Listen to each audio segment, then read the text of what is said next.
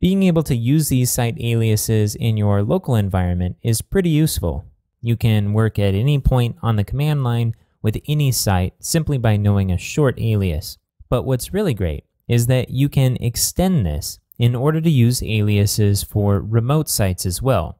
What this means is that instead of logging into a command line, connecting via SSH to your remote server, and then manually running Drush on that server, you can instead use a local alias, and all of that will be taken care of for you.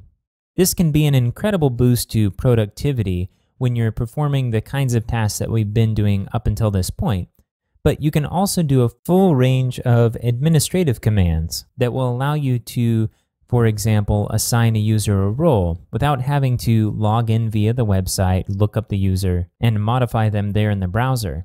So when you layer on these administrative tasks, having an alias for a remote site can save you a huge amount of time. Let me go ahead and show you what an alias looks like when it's set up remotely. I'm going to jump back to our aliases.drushrc.php file, and I'm going to paste in one more example here. Now, if you've never used SSH before, in order to manage your site remotely via the command line, you might want to do that first, just to make sure you have all your credentials right and you're familiar with that general concept. You'll also need to make sure that you've added Drush to your remote site somewhere that's accessible in your account. And once you have that set up, you can then create a remote alias.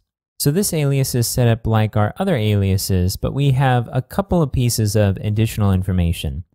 The first is the host. For my situation, it's going to be an IP address, but this could also be a domain name. Then we have the username for the remote user. This is going to be the username you would use to log into SSH. We have the root, which is the directory where your site is located. Most likely it's going to have the structure of home, / and then your username, public HTML, and then possibly a subfolder within that. The URI, which is going to be everything past the HTTP inside of the URL. And in this situation, we're also adding another parameter, which is Drush script. Now, the idea here is that sometimes you can easily create an alias to Drush on your remote site so that you can use the Drush command by just typing Drush and then the name of the command that you need. But depending on your hosting situation, it may be a little hard to create that alias, and you'll have to point to the Drush utility using the full path in order to run a command.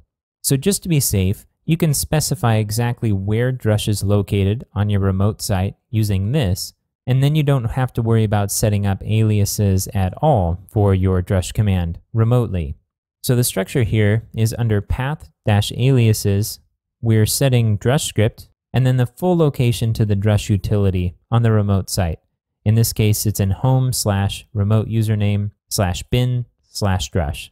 Now, some of this data here is fictitious, but before I replaced a real username with a placeholder here, I had this running perfectly, and I was able to manage my remote site using the alias @live. So if I wanted to find the status of my remote site, I'd simply type in Drush @live status, and I could get that status information regardless of where I was on the command line.